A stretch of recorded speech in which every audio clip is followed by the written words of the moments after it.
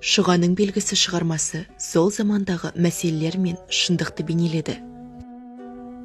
Ол бізге махаббатты, адалдықты, өмір шындығын, адамгершілікті, ақылдылық, өмірдің заңдылығын, өзге жанның бақытына көз салмау, сезімнің нәзік тұстары, қазақ жастарына тән әдеп пен иба салт дәстүрге сіңіріп, бізге оны ұғындырып, жаңа көзқарастар аша білді.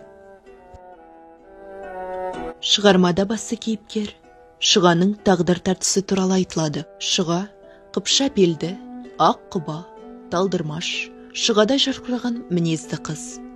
Көп жігіттің арманы, адам баласы қолына ала алмайтын аспандағы ай секілді болған. Ол өзіне лайықты жігіттің сұлтаны, мінезімен сабырлығы басым, жеті қырлы, бір сырлы жігітке тұрмысқа шыққысы келеді.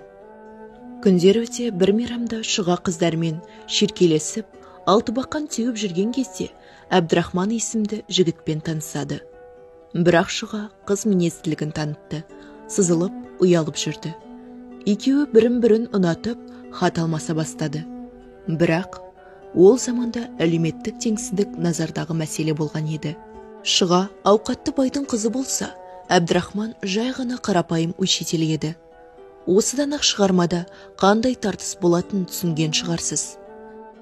Ендігі шығармадағы Шұғаның өмірі қалай өрілмек? Екеуі бас қосып бақытты бола ма?